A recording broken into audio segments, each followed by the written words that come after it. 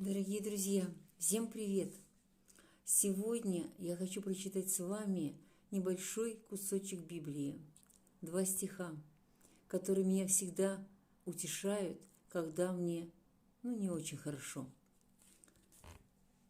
«Придите ко мне, все труждающиеся и обремененные, и я успокою вас.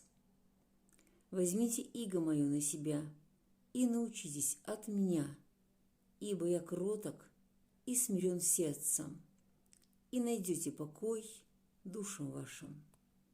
Ибо иго мое благо, и бремя мое легко».